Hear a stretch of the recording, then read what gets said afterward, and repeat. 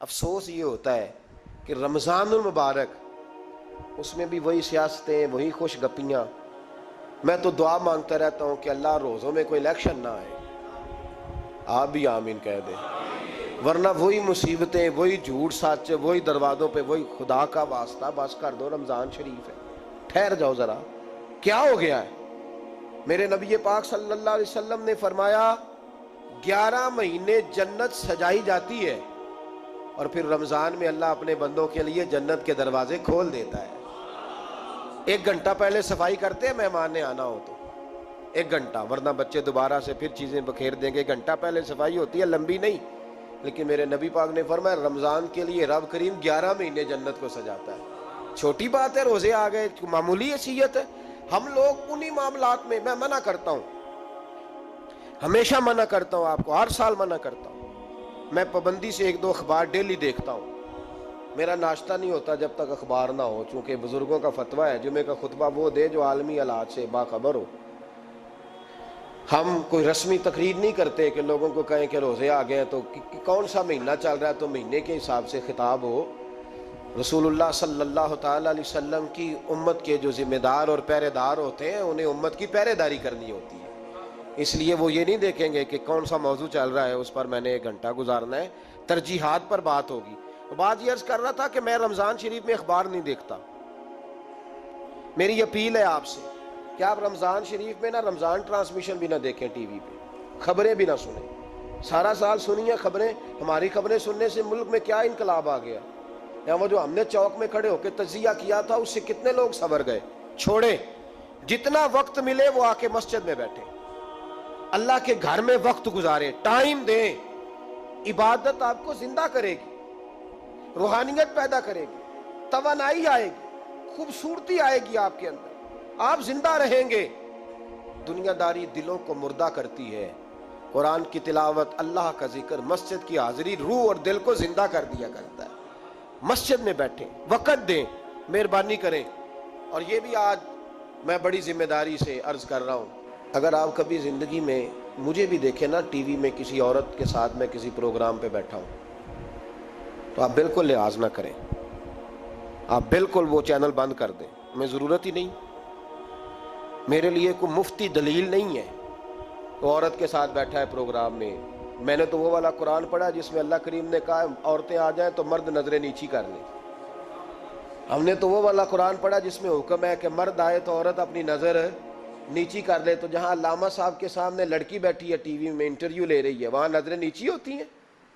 کہاں سے فتویٰ آیا؟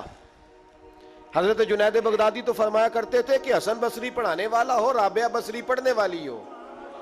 تو پھر بھی ان کو بغیر پردے کے پڑھنے پڑھانے کی اجازت نہیں ہے. بات ختم ہو گئی. میں کل مجھے سرکاری یونیورسٹی ہے جامعہ کوٹلی کشمیر کی، انہوں نے مجھے دعوت دی کہ آپ کو لیکچر دینا ہے سائنس، تقوی اور رمضان. تو اسٹوڈنٹس ہوں گے، کچھ پروفیسر ہوں گے. تو میں نے کہا کہ اتنے بڑی جگہ آپ نے مجھے بلا لیا، یونیورسٹی لیول کے طلباء تو بڑے آگے جا چکے ہوتے ہیں. چلیں خیر، میں وہاں حاضر ہوا. جب میں پہنچا تو ایک پروفیسر صاحب مجھ سے کہنے لگے کہ لڑکیاں بھی ہیں. تو میں نے کہا کہ ٹائم دیتے وقت آپ سے گزارش کی گئی تھی کہ لڑکیاں نہیں ہونی چاہیے. تو وہ ایک جملہ بولنے ہی لگے تھے. تو میں نے ان سے کہا کہ آپ مجھے دکھیاں نوس مولوی سمجھ لیں، میں پرانے خیالات کا ہوں، آپ مجھے پرانا سمجھ لیں. اس لیے کہ میرے حضرت صاحب فرمایا کرتے تھے ہر چیز نہیں لے لینا، دین نہ نیا لینا. وہ 1400 سال پرانا ہی ہمیں ٹھیک ہے، ہمیں نیا دین نہیں چاہیے.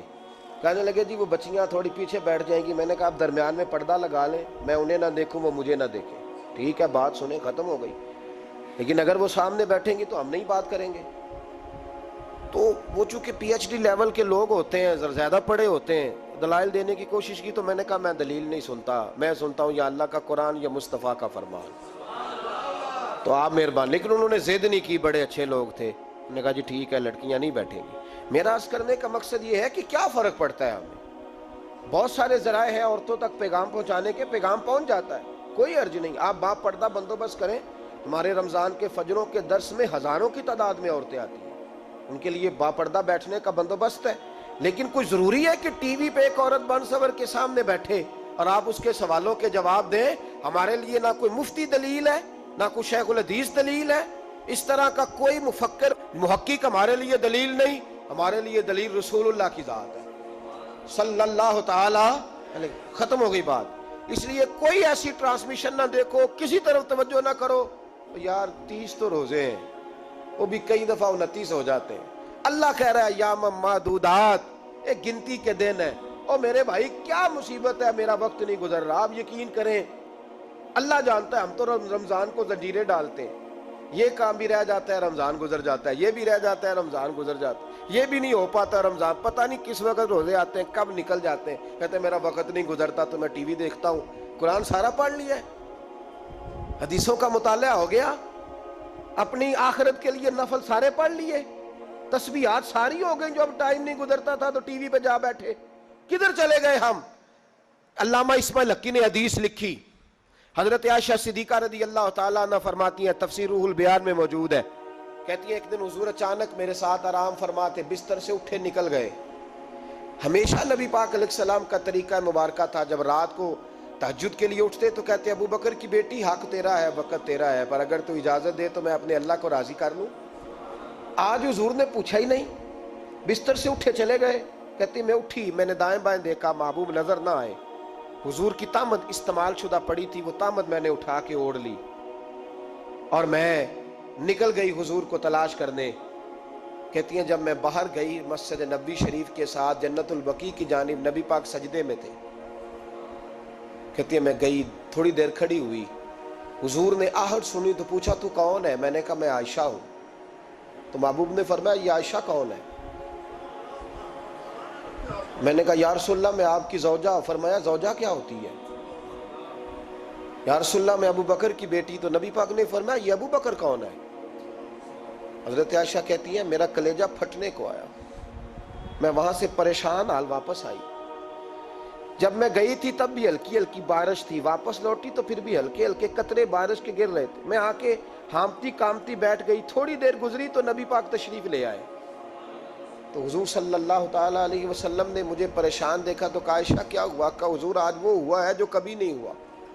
یا رسول اللہ میں پریشان ہو گئی. حضور عجیب بات ہے, میں گئی ہوں, آپ نے پوچھا کون ہے تو میں نے کہا میں عائشہ. کا عائشہ کون؟ آپ کی زوجہ. فرمایا زوجہ کون؟ ابو بکر کی بیٹی. کا ابو بکر کون؟ اور پھر حضور میں گئی ہوں تو میرے کپڑے بھیگ گئے, آپ آئے ہیں تو کپڑے خشک ہیں, سمجھ نہیں آئی. تو لفظ سنو حدیث کے, نبی پاک نے فرمایا عائشہ لی مع اللہ وقت, میرا اپنے اللہ کے ساتھ ایک وقت ہوتا ہے. کس کے ساتھ؟ آج میرا دوستوں کے ساتھ وقت ہے, آج میرا گھومنے کا وقت ہے, آج میرا خوش گپیوں کا وقت ہے, آج میرا سیاحت کا وقت ہے, آج میرا پکنک کا وقت ہے.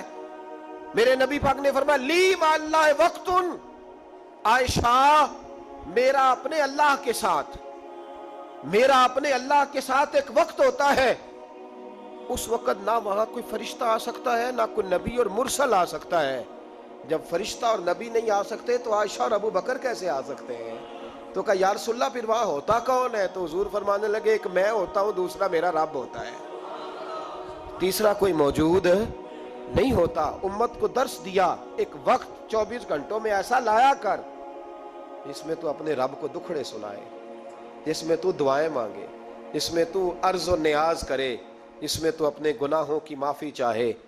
اعلیٰ حضرت کے والد گرامی سے کسی نے پوچھا مولانا نقی علی خان صاحب سے کہ حضرت جی فرعون 500 سال ہی حکومت کر گیا, 500 سال ہی حکومت کر گیا, اللہ کا مقابلہ کرنے والا پکا کافر بے ایمان.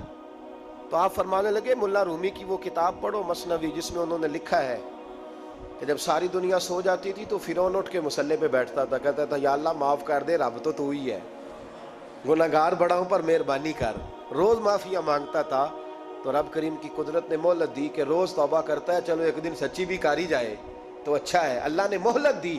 اور میرے بھائی اگر تو روز رات مصلے پہ بیٹھے تو تجھے مہلت ملے, عذاب نہ آئے. اگر تو اپنے رب کے ساتھ تنہائی کرے تو اللہ تجھے مہلت دے, سزا نہ دے.